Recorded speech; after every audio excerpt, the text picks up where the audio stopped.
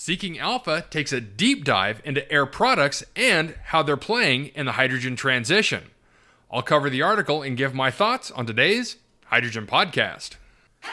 So the big questions in the energy industry today are, how is hydrogen the primary driving force behind the evolution of energy?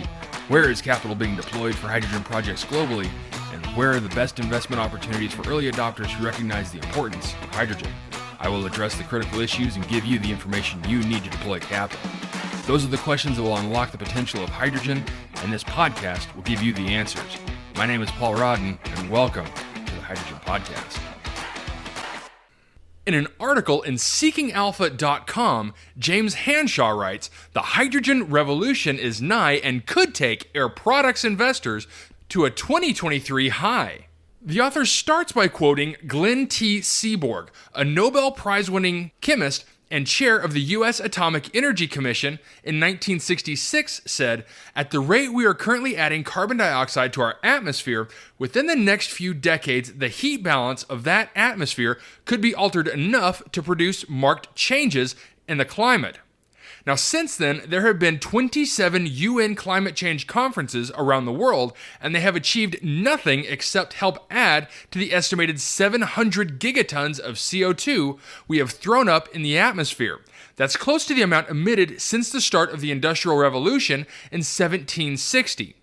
At the latest one of those UN gatherings of the world's leaders and experts in Egypt, no one knows how many delegates were there, but the number was estimated to be 45,000, plus media reporters and others.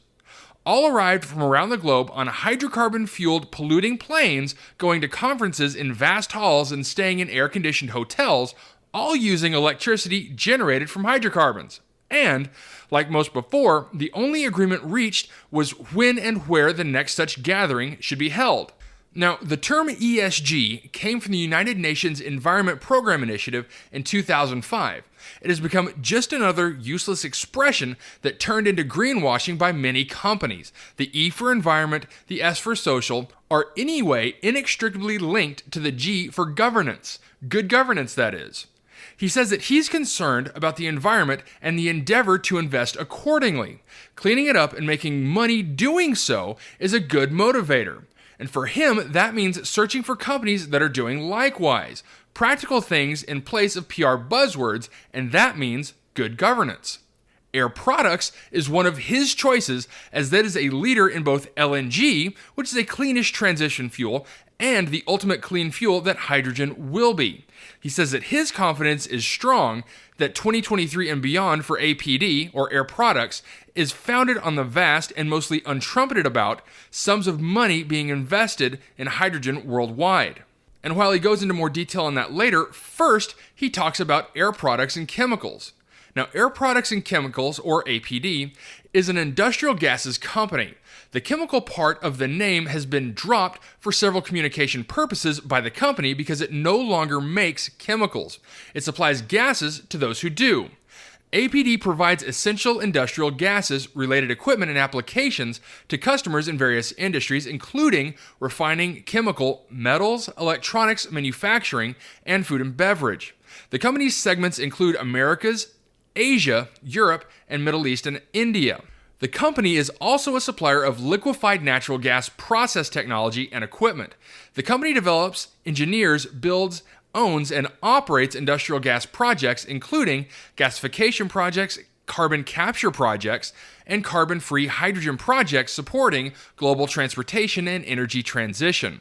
It supplies various gases such as argon, carbon dioxide, food gases, helium, hydrogen, oxygen, and nitrogen.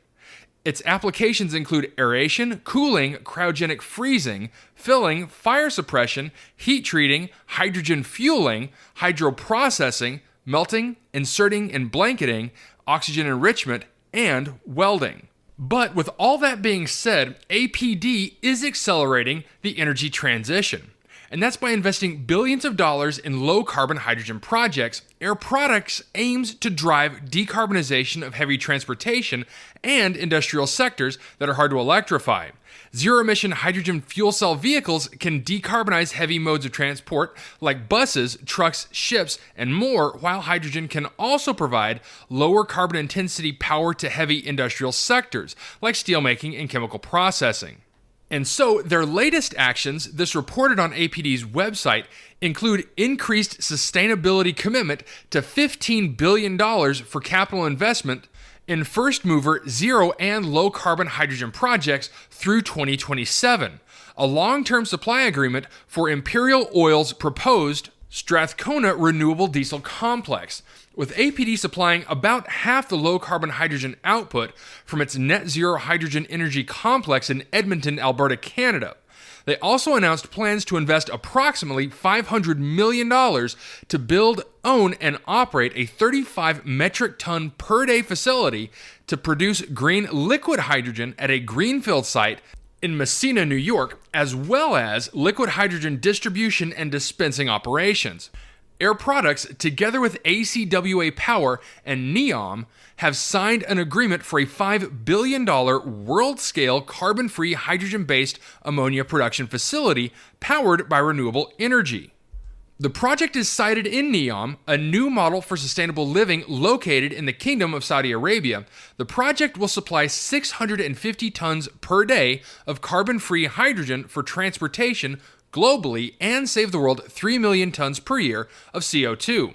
The Saudis' plan is to become the world's largest exporter of hydrogen to replace its position as the largest exporter of oil and diversify away from what will be a declining source of income. In Texas, APD and AES Corporation unveiled plans recently to spend about $4 billion to build, own, and operate a green hydrogen production facility in Wilbarger County, Texas. The company said that the mega-scale project includes 1.4 gigawatts of wind and solar power generation, along with electrolyzer capacity capable of producing more than 200 metric tons per day of green hydrogen, making it the largest hydrogen plant in the U.S. They will jointly and equally own the renewable energy and electrolyzer assets, with Air Products serving as the exclusive offtaker and marketer of the green hydrogen under a 30-year contract. Also in the U.S., APD is building the world's longest hydrogen pipeline, and Air Products says it was awarded $500 million in combined new contracts, its largest ever investment in a U.S. project to supply the proposed $1 billion Gulf Coast ammonia project in Texas. The contracts include construction of a 700-mile hydrogen pipeline from Texas City to Baytown, connecting the world's largest hydrogen pipeline system running from the Houston Ship Channel to New Orleans. APD says it will also build and operate its largest ever steam methane reformer to produce hydrogen, an air separation unit to supply nitrogen, and a steam turbine generator for the power and utilities. There will be plenty of buyers waiting to use that hydrogen to power many things. But so with all those projects underway, let's talk about prices. The author writes, prices are one big reason that hydrogen skeptics abound.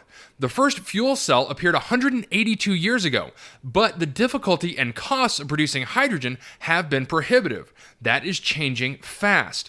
The continued rapid investment in green hydrogen and electrolyzers over the next few years could mean the production costs fall under $2 a kilogram by 2030, from an average earlier this year of $3.80 to $5.80 per kilogram. Even now, at $5 a kilogram, the price is competitive for running trains. It needs to be around $3 a kilogram for trucking companies due to the need for many more filling stations. Once it hits that price, the needs of Europe, the US, and China alone would total 4,000 terawatt hours or 100 million tons. Reaching that will take time and a lot of additional infrastructure. APD will supply some of that before those trucks hit the road. Now, some of those trucks are already on the road. For instance, Hyundai in Switzerland has the first of 1,600 hydrogen trucks planned to be on the road by 2025, those replacing current diesel trucks. But according to the author, there is one thing worth noting, but blindly ignoring by policymakers and skeptics is the full cost of filthy fuel such as coal and diesel. That full cost would include the cost of healthcare, time out of work, and consequent costs to the economy caused by breathing in the air they pollute. Now, there is one other thing that I want to add to this, and it is the maintenance cost of internal combustion engines. By switching that out to fuel cells, you end up with a rather drastic decrease in the amount you have to set aside in your operating budget for engine maintenance on those vehicles. Now, from here on out, the author goes into some global investments going on with hydrogen in different areas around the world, as well as listing some of the competitors for APD, including Air Liquide, Linde, and Chart. Now, one of the reasons why I really like this article is it's highlighting a global company in air products that's really going about the energy transition what I believe to be the right way, as they still invest plenty of money into their current and near-term LNG projects while still investing wisely in long-term and near-term hydrogen opportunities. And they're not picking any particular technology with which to really dive into. And that kind of portfolio balance, I think, is going to be critical in the next 10 to 15 years. All right, that's it for me, everyone. If you have a second, I would really appreciate it if you could leave a good review on whatever platform it is that you listen to. Apple Podcasts, Spotify, Google, YouTube, whatever it is. That would be a tremendous help to the show. And as always, if you ever have any feedback, you're welcome to email me directly at info@thehydrogenpodcast.com. And as always, take care, stay safe, I'll talk to you later. Hey, this is Paul. I hope you liked this podcast. If you did and want to hear more, I'd appreciate it if you would either subscribe to this channel on YouTube or connect with your favorite platform through my website at www.thehydrogenpodcast.com. Thanks for listening. I very much appreciate it. Have a great day.